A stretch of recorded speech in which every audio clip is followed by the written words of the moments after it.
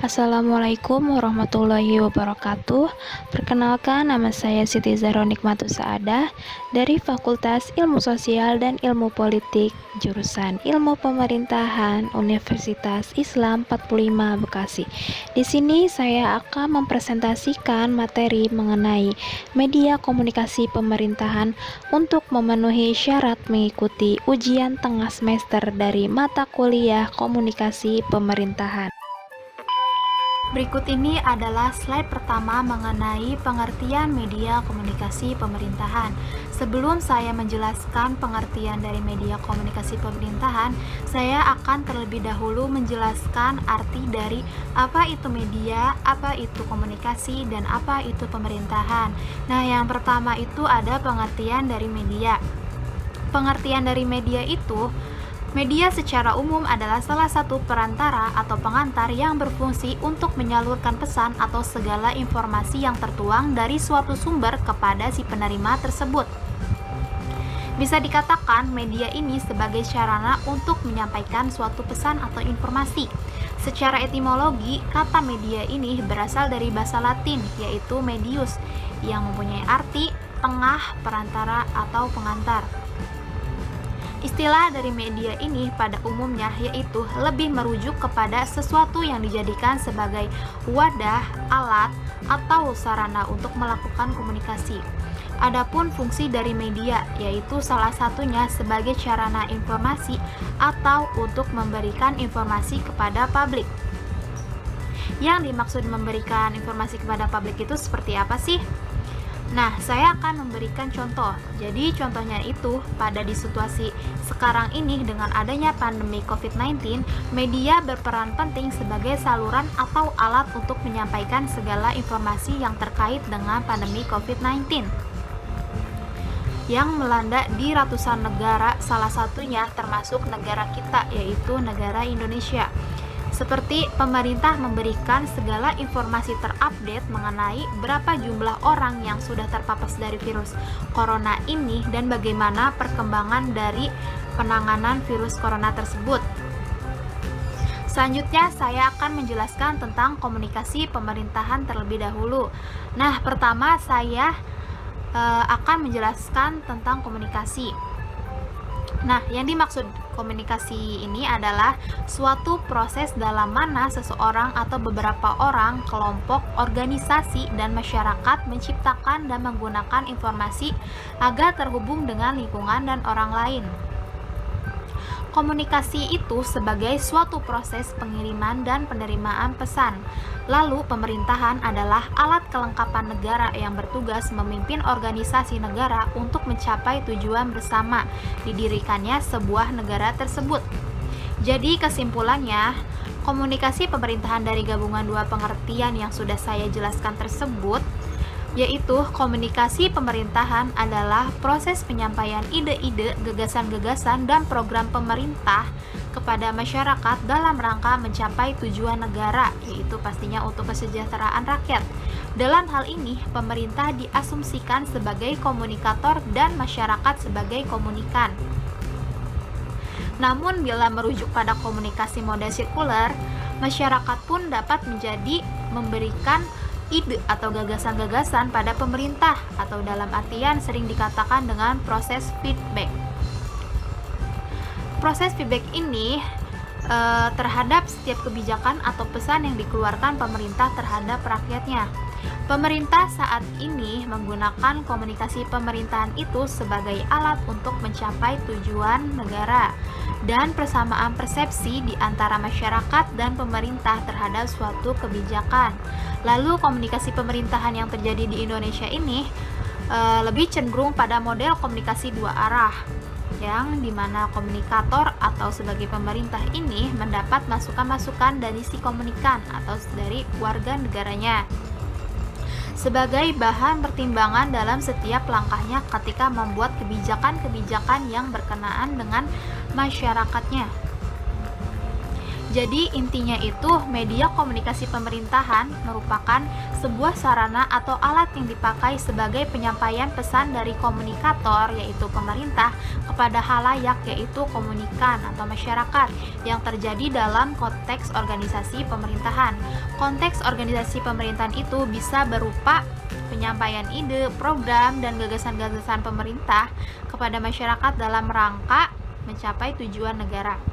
Kemudian melalui media komunikasi pemerintahan ini, birokrat pemerintah atau organ-organ pemerintahan tentunya berbagi informasi, gagasan-gagasan atau perasaan dan sikap dengan partisipan komunikasi lainnya yang disebut komunikan, yaitu aparatur pemerintah untuk internal organisasi dan dunia usaha masyarakat dan organisasi-organisasi non-pemerintah untuk eksternal organisasi dan juga sebaliknya. Slide selanjutnya yaitu ada proses dari media komunikasi pemerintahan.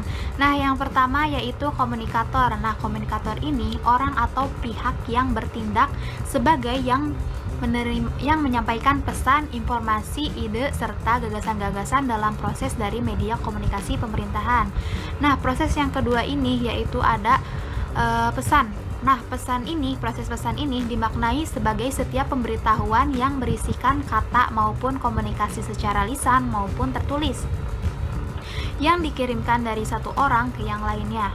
Pesan ini inti dari proses media komunikasi pemerintahan yang terjalin yaitu terbagi menjadi dua, pesan verbal dan maupun non-verbal. Yang ketiga, proses ketiga itu ada komunikan. Komunikan itu orang atau pihak yang menerima pesan dan segala informasi yang telah disampaikan oleh si komunikator. Tentunya jika ada komunikator, pastinya dalam proses media komunikasi pemerintahan, komunikan itu berperan sebagai yang menerima pesan tersebut.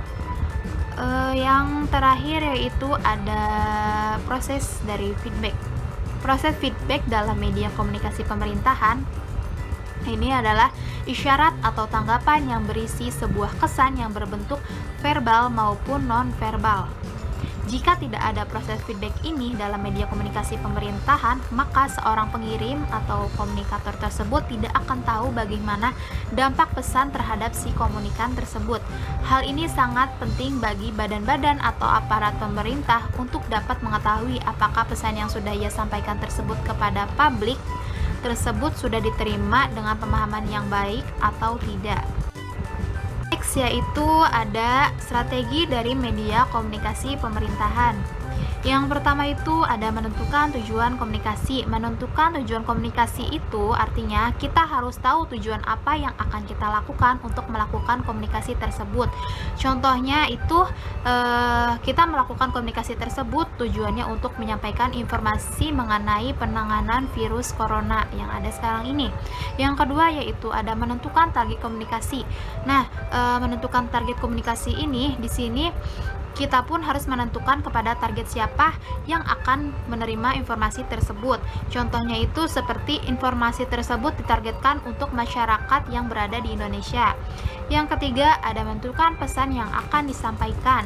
Maksud pesan yang akan disampaikan ini seperti komunikator yang harus menentukan pesan apa yang akan ia sampaikan. Contohnya, ia akan menyampaikan pesan seputar pandemi COVID-19. Entah pesan itu berbentuk himbauan kepada masyarakat ataupun yang lainnya. Yang keempat, ada menentukan waktu yang tepat berdasarkan tahapan pembuatan keputusan dalam rangka mencapai efek yang maksimum. Ini tentunya waktu yang tepat adalah kita harus tahu terlebih dahulu mengenai waktu yang tepat sesuai situasi yang ada sekarang ini, agar informasi yang disampaikan bisa berjalan secara maksimal atau lancar. Misalnya, pemerintah membuat kebijakan PSBB untuk menangani pandemi COVID-19 atau untuk memutus mata rantai dari pandemi COVID-19 tersebut. Pemerintah tentunya harus mengetahui waktu yang tepat untuk memutuskan kebijakan tersebut, seperti di waktu daerah yang sudah ditandai dengan zona merah. Maka mau tidak mau pemerintah harus sesegera mungkin untuk menyampaikan dan mengimplementasikan PSBB tersebut. Dan tentunya dengan waktu tersebut masyarakat harus taat akan kebijakan yang sudah diputuskan tersebut agar bisa mencapai hasil yang maksimum. Yang kelima, ada menentukan metode dan media yang akan digunakan. proses untuk menentukan metode dan media yang akan kita pakai ini, contohnya ketika kita akan menyampaikan pesan atau informasi. Misalkan saya menggunakan metode dan cara itu menggunakan konferensi pers melalui televisi atau sosial media yang ditayangkan secara live untuk menyampaikan informasi tersebut. Yang terakhir yaitu ada menentukan saluran komunikasi yang akan digunakan untuk menyampaikan pesan kepada target sasaran. Nah, di sini sebenarnya sama saja dengan sebelumnya yang menentukan metode dan media. Menentukan saluran komunikasi ini pun digunakannya pun sama saja seperti metode dan media yang akan digunakan, karena tujuan dari saluran atau media yang digunakan ini fungsinya sama saja. Slide berikut ini adalah contoh dari saluran atau alat apa sajakah yang dipakai dalam media komunikasi pemerintahan. Yang pertama ada surat, yang kedua ada memo, yang ketiga ada laporan, yang keempat ada telegram, yang kelima ada faksimili, keenam surat kabar, ketujuh majalah, kedelapan buku manual, kesembilan buletin, kesepuluh poster untuk membentuk tulisan, kesebelas telepon, 12 interkom, 13 ada televisi, yang ke-14 ada konferensi pers, dan yang terakhir itu yang ke-15 ada pertemuan pembicaraan untuk komunikasi oral. Slide ke-6 yaitu fungsi komunikasi dalam suatu organisasi pemerintah. Nah, yang pertama itu ada normatif. Fungsi dari normatif itu sebagai suatu sistem pemrosesan informasi dan kemudian menyebarkannya kepada pihak yang membutuhkan, baik internal maupun eksternal. Nah, yang kedua itu ada regulatif. Fungsi dari regulatif ini berkaitan dengan peraturan-peraturan yang berlaku dalam suatu organisasi. Nah, yang ketiga dan yang keempat ini adalah persuatif dan integratif. Fungsi dari persuatif ini sebagai suatu cara melalui komunikasi dilakukan persuasi kepada orang lain, sehingga mereka menerima pesan dan melaksanakannya dengan cara sukarela, tanpa paksaan atau tidak dipaksa. Dan terakhir yaitu fungsi integratif. Fungsi integratif ini sebagai setiap organisasi berusaha untuk menyediakan saluran yang memungkinkan aparatur pemerintah dapat melaksanakan tugas dan pekerjaan dengan baik. Selanjutnya yaitu ada saluran komunikasi memiliki efektivitas. Yang pertama ada general available, yang kedua ada relatively low cost, yang ketiga ada high speed, yang keempat ada immediate interaction, yang kelima maksudnya ada high impact, dan yang keenam ada attention. Selanjutnya ada hakikat media komunikasi pemerintahan. Yang menjadi hakikat dari media komunikasi pemerintahan ini adalah menjamin berjalannya fungsi pemerintahan melalui saluran atau alat media berkomunikasi terkait kepentingan masyarakat untuk mencapai tingkat kesejahteraan hidup sebaik-baiknya dengan tidak merugikan pihak manapun. Nah, selanjutnya yaitu slide ke-9 ada pernyataan dari Gary Dalamperi, yaitu artinya bahwa komunikasi internal pemerintah harus patut diperhatikan karena sebagian besar dari administrator publik dan spesialis staf menghabiskan sebagian waktunya untuk menulis atau mengirimkan pesan pada publik, kolega, bawahan, atasan, dan pejabat yang ada di lembaga lain atau bahkan di pemerintahan lainnya. Komunikasi dengan publik eksternal, pemerintah layak mendapatkan perhatian sebagai cara pemerintah memberi informasi dan membujuk warga negaranya dan mempelajari opini dan kebutuhan dari masyarakatnya. Nah, selanjutnya yaitu fungsi media komunikasi pemerintahan. Yang pertama ada memberikan informasi kepada publik, yang kedua ada menjelaskan dan mendukung suatu keputusan yang telah ditetapkan, dan yang terakhir yaitu ada memfasilitasi dialog antara institusi dan warga negara. Selanjutnya yaitu hambatan-hambatan dari media komunikasi pemerintahan.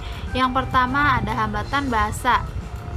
Jadi, penggunaan bahasa yang tidak sesuai dan tidak dipahami oleh penerima pesan dapat menghambat komunikasi. Jadi, kita sebagai komunikator itu harus menggunakan bahasa yang dapat dimengerti oleh si komunikan tersebut. Yang kedua ada jarak geografis. Nah, jarak geografis ini sangat lebar antara pemerintah dan warga negara, dapat menghambat dari media komunikasi pemerintahan tersebut. Ketiga yaitu ada perlindungan diri dari inisiator. Nah, perlindungan diri dari inisiator ini berkaitan dengan kesediaan media penerimaan pesan yang dilakukan oleh penerima pesan. Terakhir yaitu pembatasan yang disengaja pada media komunikasi, yaitu berkaitan dengan sensor yang dilakukan oleh pemerintah terhadap pengiriman dan penerimaan pesan. Nah, ini adalah sumber referensi yang saya gunakan dalam materi media komunikasi pemerintahan ini. Cukup sekian presentasi dari saya. Mohon maaf apabila ada salah-salah kata, kurang lebihnya saya ucapkan terima kasih. Wassalamualaikum warahmatullahi wabarakatuh.